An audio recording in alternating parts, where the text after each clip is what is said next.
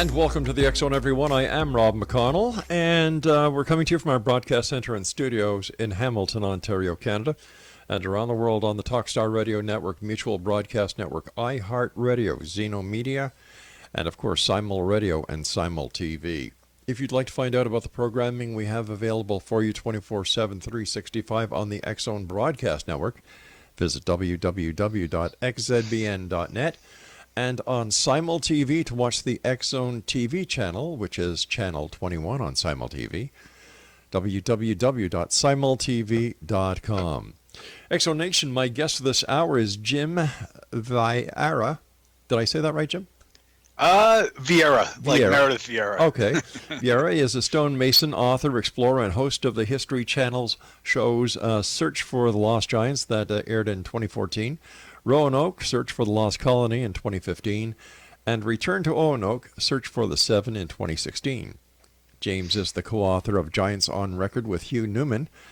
Jim has investigated worldwide ancient stone sites, studied global indigenous oral traditions, religious documents, the readings of the great mystic, and the literature of secret societies to form an alternative theory regarding the origins of civilization. A theory almost in perfect alignment with the readings of the famed sleeping prophet, Edgar Cayce. If you'd like to get more information on Jim, his Facebook page is facebook.com/Giants on Record. And Jim, welcome to the X Zone. Thanks for having me, Rob. I greatly appreciate it. Oh, it's our pleasure. Tell us, how did you get involved in this line of fascination? Yeah, that's a good question. It was a tumble down the rabbit hole that was unintended. Mm-hmm.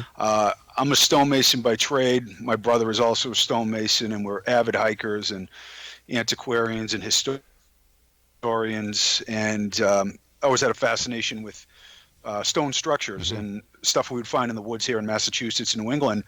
Didn't really fit the context that they were colonial. Archaeologists don't really allow for Native American stonework in the past to exist in New England, although other places in the country obviously have Native American stonework. So, by virtue of investigating that mystery and a lot of the things we found in the woods, I started to read through town and county histories, looking for accounts of settlers showing up and identifying Native American stonework that pre-existed, which I did, and my mm-hmm. brother did too. But I also started to stumble across these really strange accounts of giant skeletons unearthed by scientists of the time in the 1800s and early 1900s, very well-respected individuals. It started to catch my attention, the anatomical measurements of a stationary object in an era of inefficient communication, noting the same kind of strange anatomic anomalies like massive jaw bones and double mm-hmm. rows of teeth. So my investigative mind took over, and I spent probably over 10 years investigating, writing the book that me and my co-author Hugh Newman did, and I just fell down the rabbit hole, and here I am. Well, let me ask you, speaking about giants, what are the North American legends concerning giants?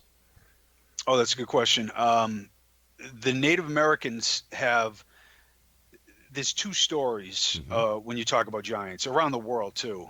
There are like a benevolent race or individuals who were giant-sized, who showed up after the flood to repromulgate civilization. The Veracoches and the beings from the first time who show up in Egypt, and they are the Tuatha De Danann, these mystical beings who show up in the British Isles after the Great Flood.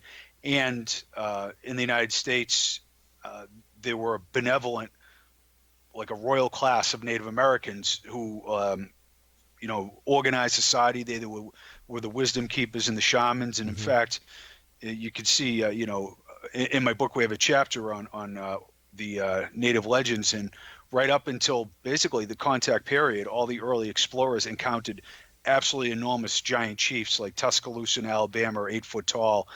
And the natives also had legends of a malevolent race portrayed as often cannibalistic, red-haired, especially out in the southwest portion of the country. So virtually every tribe around the country has oral traditions that are steeped in lore about giants and an ancient race and little people too, if you can believe that. And all the native elders met together in the late 1990s, organized by Vine Deloria, the Lakota Sioux elder, to share the indigenous information about giants and little people that all these native tribes had.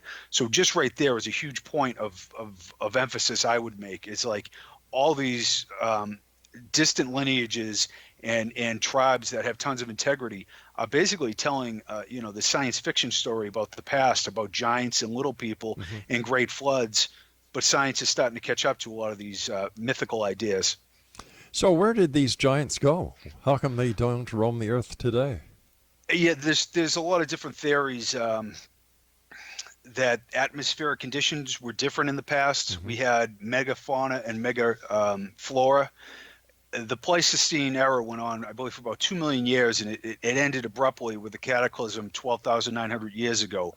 And at the time, it was a really strange era where there was beavers as big as, Volkswagen bugs. There was huge lizards and giant sloths and different kinds of flora and fauna that existed. And then the cataclysm, the Younger Dryas impact event that occurred 12,900 years ago, when there was a cometary impact on the ice sheet of North America that abruptly, caused a cataclysm, and we dipped into another 1,200-year mini ice age. The point being that the atmospheric conditions changed. If your audience is familiar with the work of Immanuel Velikovsky, Worlds in Collision, or David Talbot, there's a lot of evidence that atmospheric conditions were different in the past, and actually humans were just always small prototypes. Like we go back and we think of Lucy 7 million years ago, that in the late Pleistocene, 15, 20, 50,000 years ago, there were purported to be giant humans, and even after the flood some existed. And I guess to answer your question fully, if you go into Patagonia in the 1500s and 1600s, and who the early explorers met would be considered giant people, like sometimes up to 9 feet tall in Mexico. All the early explorers you can name encountered giant humans, and all the chroniclers wrote about them. De Soto, Coronado, Vespucci. But then again, like 90% of native populations were wiped out by disease and warfare and colonialism. Besides the oral traditions of the giants, is there any archaeological evidence to substantiate these claims? There's archaeological evidence certainly to substantiate an anthropological mystery, that from Patagonia to Virginia to other places around our country, that, like by the Smithsonian's own scientists, for instance, an enormous amount of 7 foot and taller skeletons were unearthed in the burial mounds in the United States, Native American burial mounds, well beyond the normal population's incidence of 7 foot tall individuals. You say, 7 foot, that's not a giant. We got plenty of 7 NBA players that are that tall. But there is an anthropological mystery, no question about it, that's been essentially proven, that you just have like a royal class, if you will, that is just vastly more just taller than our normal population now. But Jim, now, Jim, if the Smithsonian scientists are saying that these giants were found in the mounds, where are the skeletons? Well, the Smithsonian's own records have numerous accounts. 1873 36-inch skull that is measured by Thomas Perrin. All kinds of 7'8", 7'10". Basically, we are told by the Smithsonian that, that I don't really know what I've never got like an official, like these guys didn't know how to measure or work a tape measure or something like that. I think it's just considered a silly idea, a religious idea. It's in their own records. There are anthropological and archaeological heads of institutions that reported absolutely enormous skeletons as well. I just think it's one of those things where it's in the historical record, and it's just an idea that's derided and mocked, even though it's right there kind of in plain sight. And the analogy I would make is like the Clovis barrier, the idea that nobody entered the United States and North America till about 13,000 years ago, which we know now that barrier has been shattered. and it took like 90 years to overturn that dogmatic paradigm. All right, And if Jim, yep, we've got to take our first break. Please stand by. Exonation Jim sure. Vieira is our special guest this hour. His Facebook page is Giants on Record. And Jim and I will be back on the other side of this commercial break as we continue here in the X Zone from our broadcast center and studios in Hamilton, Ontario, Canada. My name is Rob McConnell. Don't go away.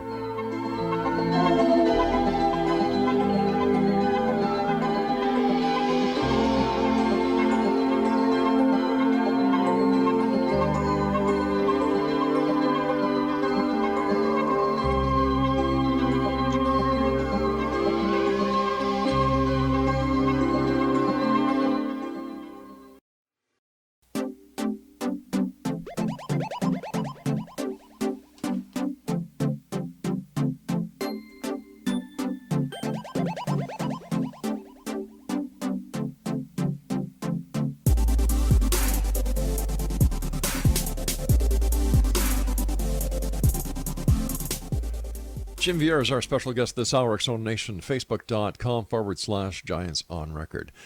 Jim, how come there are prehistoric dinosaur bones recreated, put together, and you can actually see the skeletons? You can actually match the skeletal remains with the scientific evidence. How come there is no skeletal remains anywhere of the giants, if in fact did exist? Yeah. That's a very good question. Dinosaurs aren't considered a controversial idea, maybe by some, but most people just understand that they roamed the earth and what they were all about. There was this war between science and religion in the late 1800s that, science walked away the victor, and religious ideas like a great flood, giants, and, a lost world, they basically got marginalized. And the idea of the supernatural also, scientific rationalism and the Cartesian model took over, I think, with, to a fault. But the idea of giants has always been considered a religious idea, or a, just an idea that is driven by fanatics, or, just myth and legend and fantasy.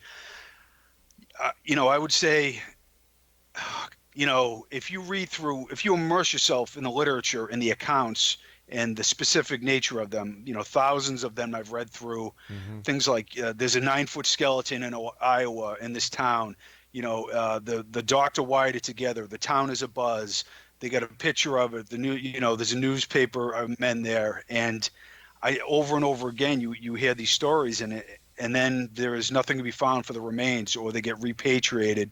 It's a really it's a vexing thing to investigate, that's for sure. All right, I can understand that.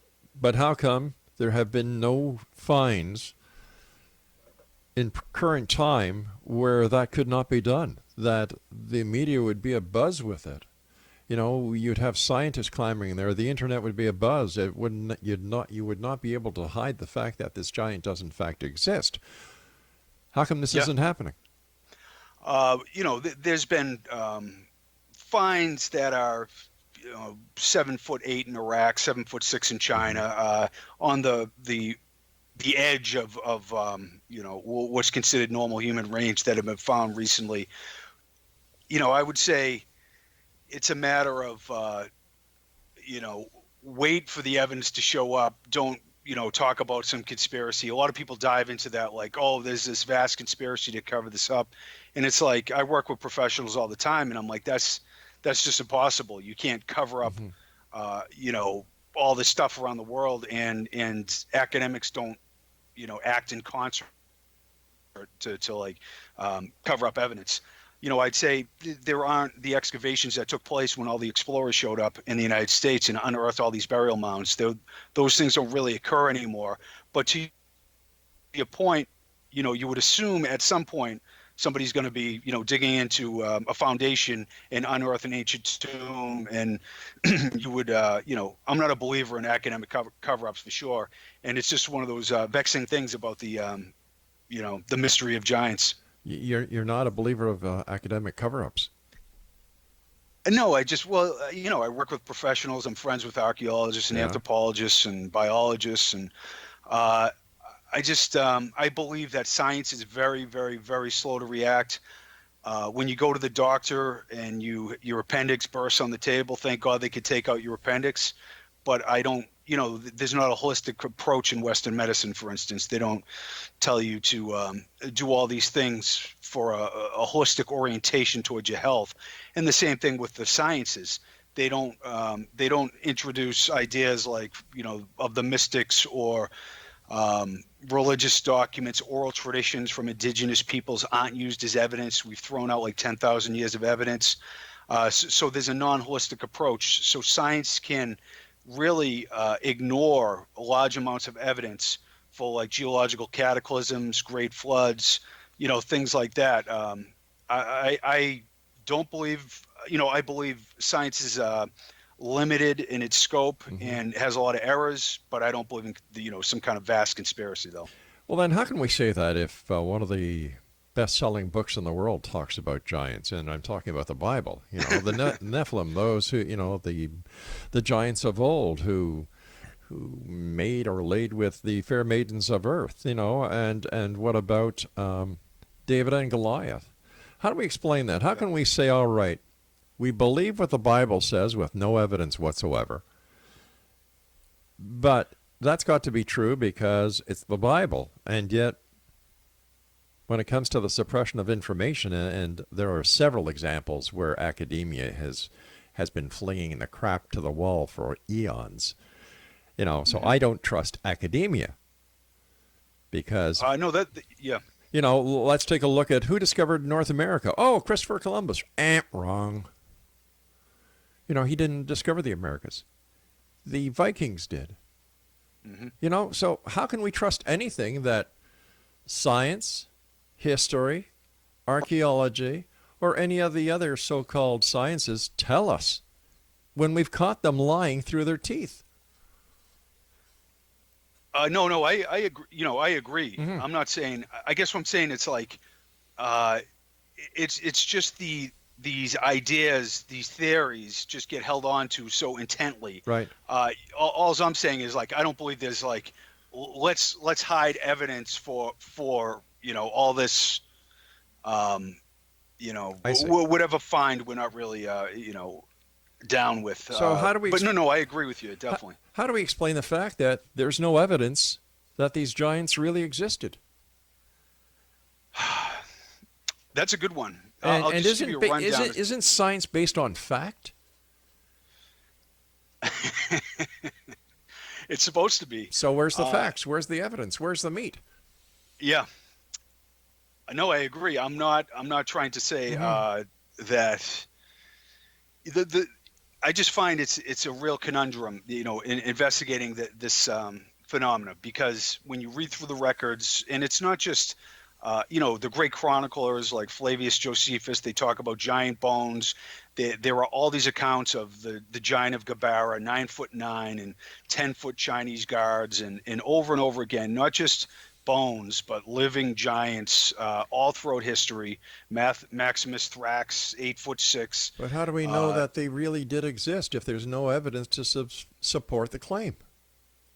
Hey, listen, every kid believes that Santa Claus is going to be flying in the sky Christmas Eve delivering them gifts. And, we all know that's a bit of wishful thinking. But when we're just like the Easter Bunny. We know that. I know what you're saying. It's I would say there's certainly evidence for anthropological mystery that is out of the realm of normal. I guess let me throw this out there. Sure. There's a new human cousin that's been found called the Denisovans, and one of the main arguments against the idea of giants is that there was no way that science could have missed a lost race, let alone a lost race of giants. Now, in 2010 in Siberia, the Denisovans were found, the human cousins who interbred with Neanderthals and humans 40,000 years ago. And the only evidence we have are two teeth that are so large, they thought they were the teeth of cave bears.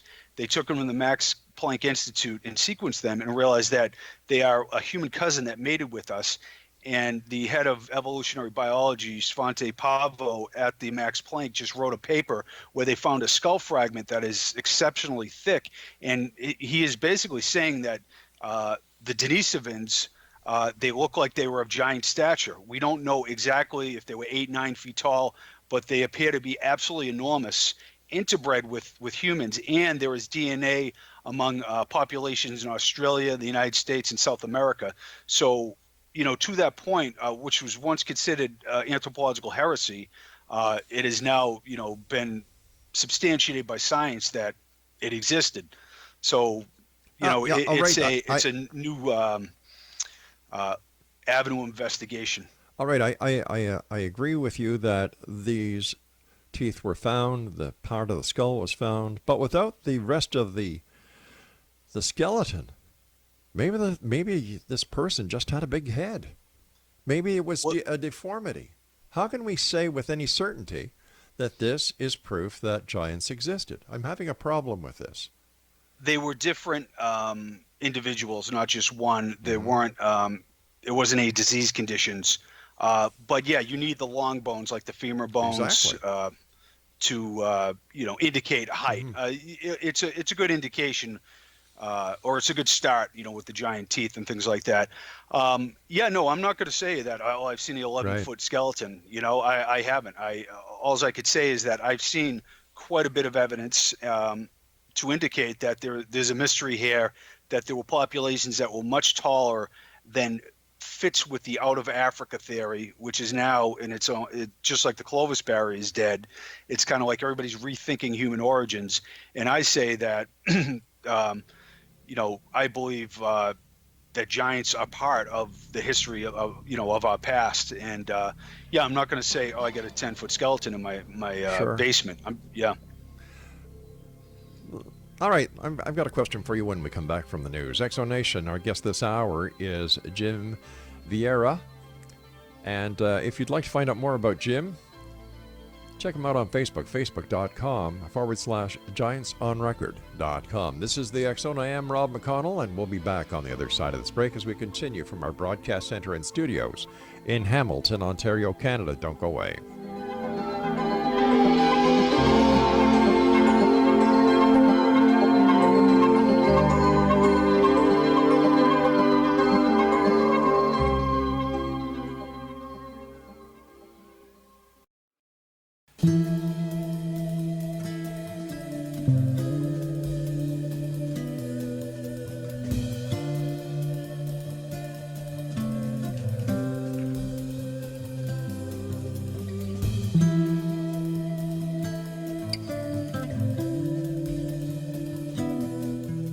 Jim Vieira is my special guest, Exonation, www.facebook.com/Giants on Record.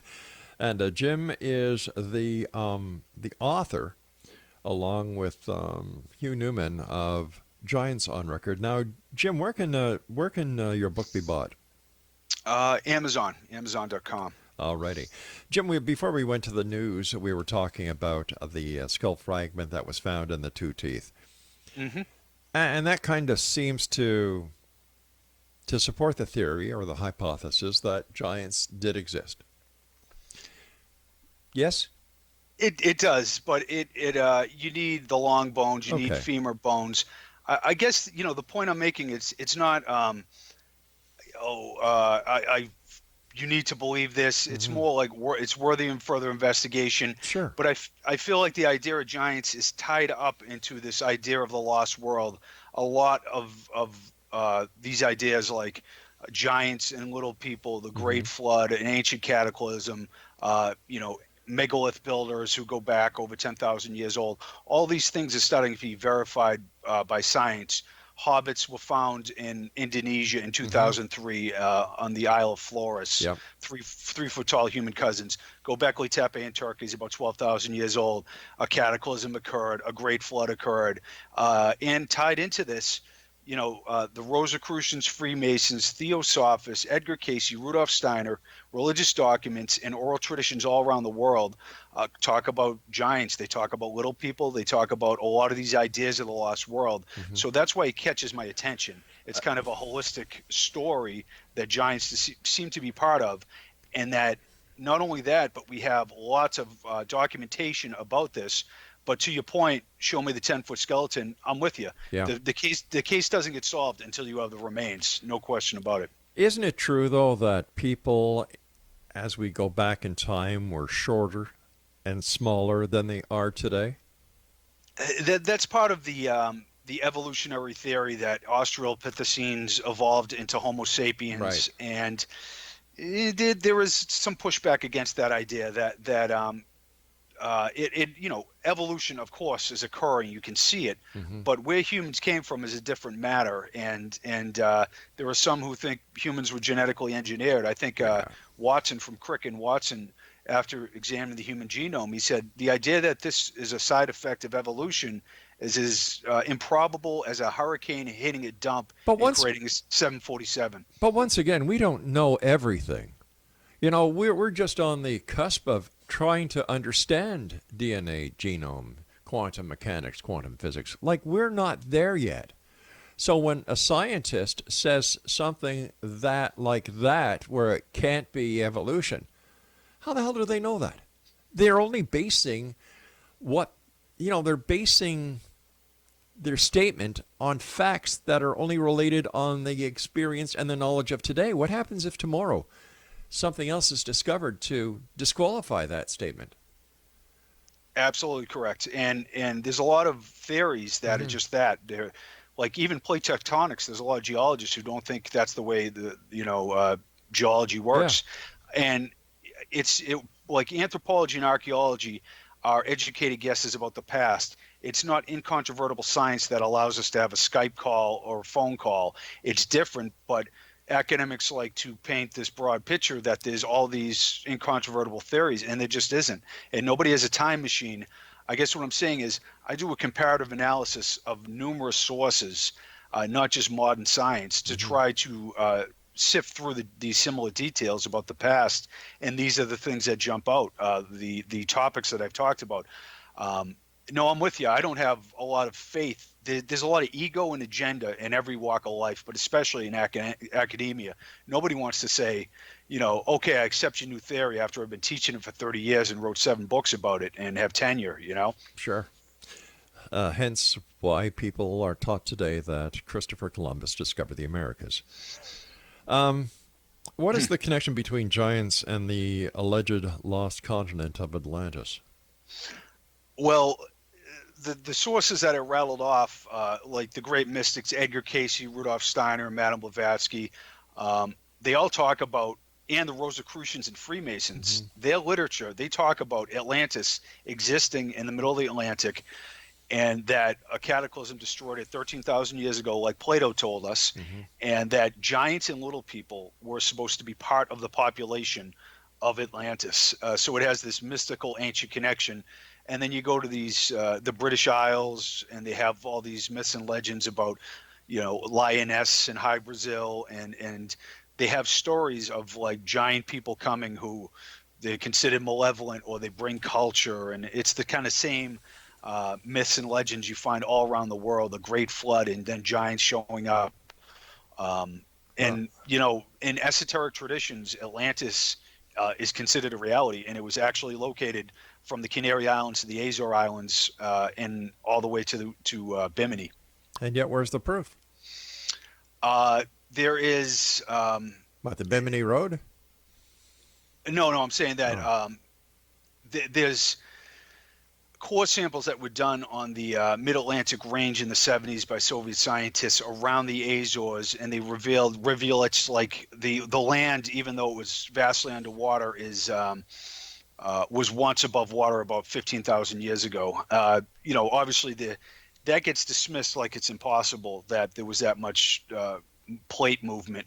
But once again, you get into these, theories like plate tectonics, and what I would say when you talk about proof, you talk about sites like Göbekli Tepe or astonishing stonework in Peru and Sacsayhuaman that they have the similar iconography and engineering styles all around the world. Same iconography, same symbolism. All these crater gods carrying strange man bags around the world, and the religious documents and myths and legends basically talking about these beings showing up and restarting civilization and bringing like advanced geometry to China and the gods in Samaria, the Anunnaki. You have basically this common thread of advanced geometry, mathematics, and similar cultural traits. As far as a landmass that's been located in the Atlantic, that hasn't occurred yet. Mm-hmm. So, how can we take this? Why do we pay so much attention to this if there's no evidence to substantiate it except a bunch of myths and urban legends? Well, I'd say it's woven into a story about the past that it remains in the collective unconscious, and it plays itself out in books and movies and shows like Ancient Aliens, and it just resonates with people, I think, because it's part of the Jungian collective unconscious. And it's there are two camps. That one alternative minded camp is that a lot of these ideas, these general themes, are true about the past. Human genetic intervention to create Homo sapiens, on and on. Then there's a scientific side, amoeba to Homo sapiens to skyscrapers. There's no lost civilization. Everything goes in one direction. There's no cataclysm. So you have competing theories. And I just think, society is fascinated with Lord of the Rings and Game of Thrones and Lost Worlds because I think there is some validity to it. And once again, a lot of things that were considered heresies have been now proven fact incontrovertibly by science. Like I said, floods and cataclysms. Let's talk about the floods. I had an archaeologist on the other night who unequivocally said the flood was localized. It wasn't a worldwide flood. And then when you get a scientist on and a climatologist on, they concur with the archaeologist because it is totally impossible for the water to raise that high around the world. So who does John Q. Public, like me, believe? If you guys in the scientific field and the archaeological field can't get on the same page, what does that tell us about the people that we're supposed to put our trust in when it comes to telling us the truth about the past?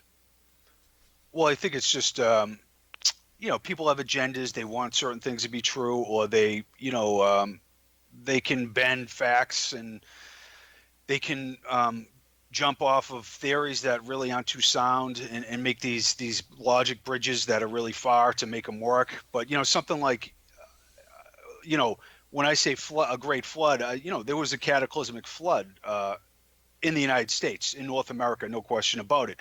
Did all, around the world, did this occur?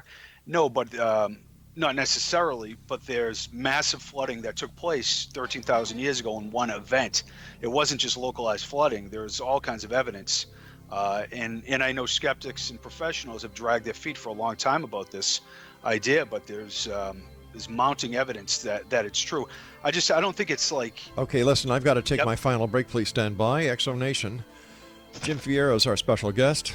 Facebook.com/Giants on Record, and he, along with Hugh Newman, are the authors of Giants on Record. I'll be back on the other side of this break as we wrap up this hour here in the X Zone from our broadcast center and studios in Hamilton, Ontario, Canada. Don't go away.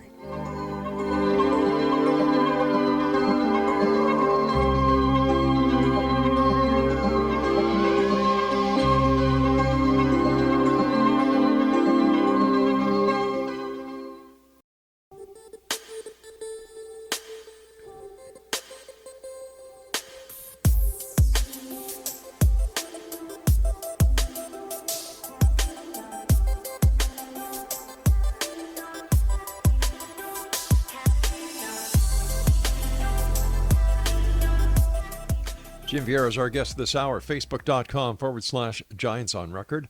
Along with Hugh Newman, Jim has written a book entitled Giants on Record. It's available on Amazon.com. when I was reading your intro, let me just get to the point.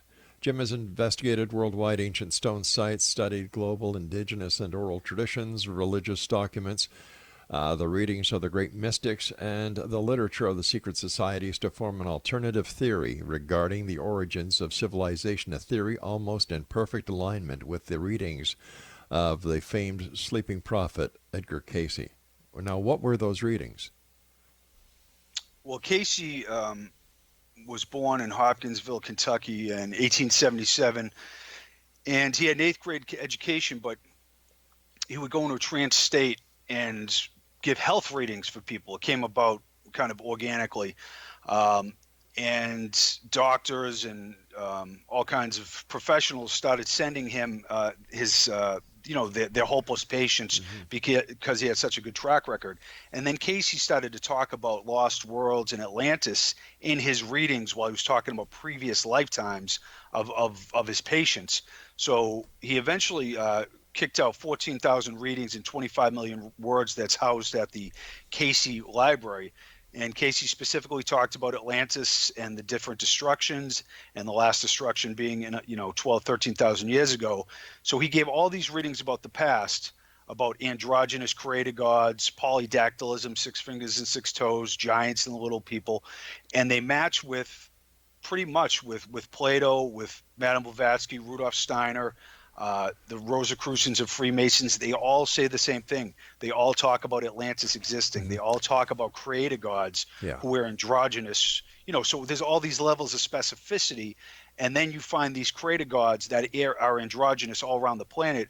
They're carrying like these strange man bags, like in Samaria or Quetzalcoatl at the Olmec site in La Venta on the other side of the Atlantic. So there's all these levels of specificity aligned with this kind of strange and specific iteration of the past, but no evidence.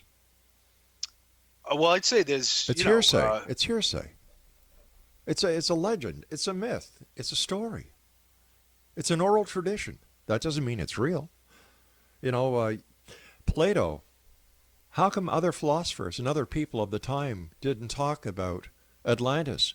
It was only when Plato talked about it that the myth, the legend was born.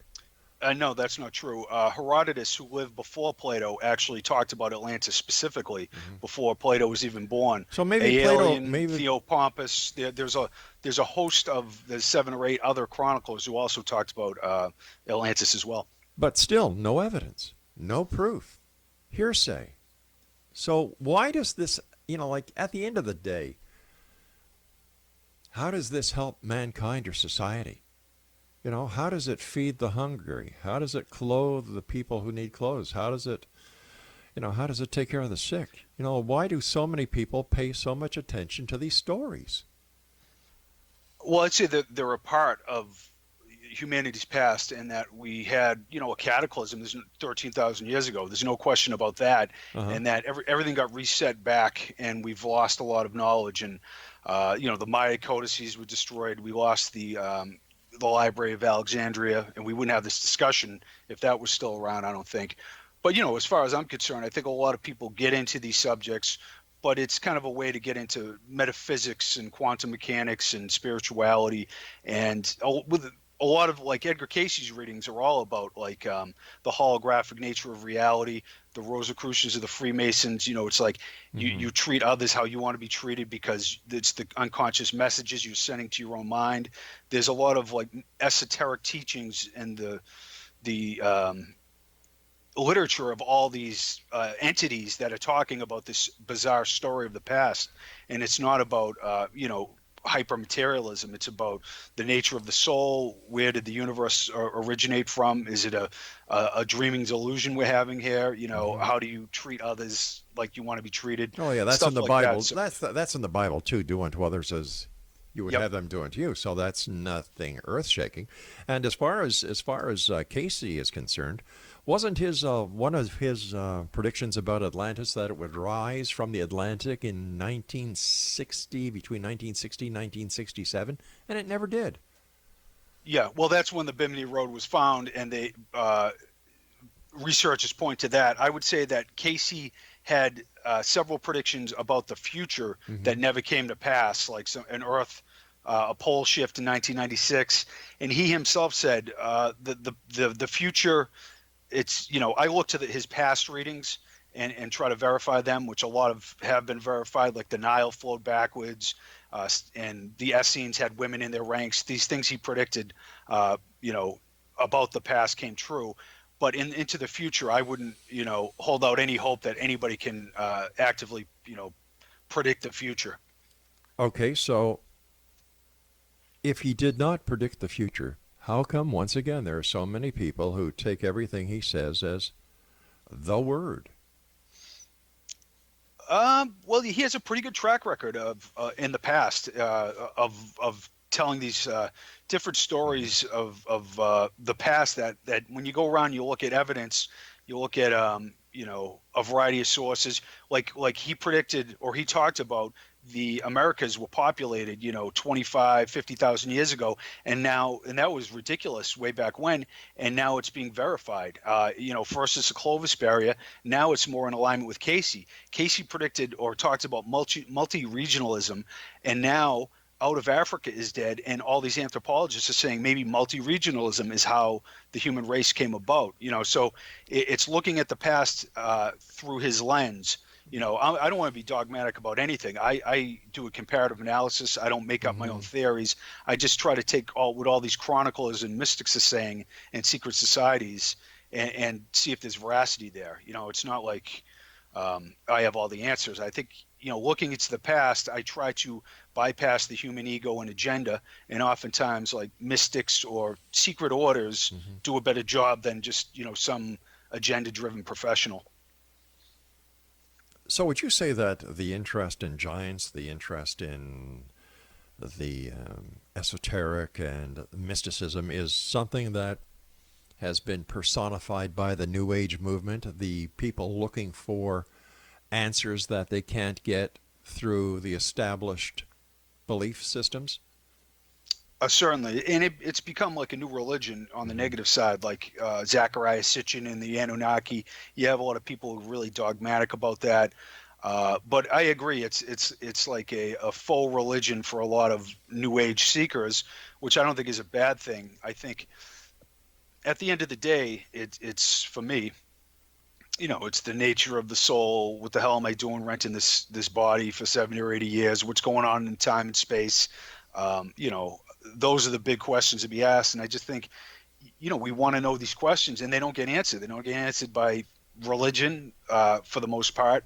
Organized religion certainly has Right. never answered them for me. We don't get them. Our government just tells us to go shopping, so it's like, yeah, I think there's a Well, hunger, what about this. happens? What happens if there is nothing? That this is all some kind of fantasy land that was created and maintained because people just can't accept that we're here today, gone tomorrow, and that's it. Um, well, you mean beliefs about the past, or Now, just the? beliefs about the esoteric and what the Oh yeah. New Agers are trying to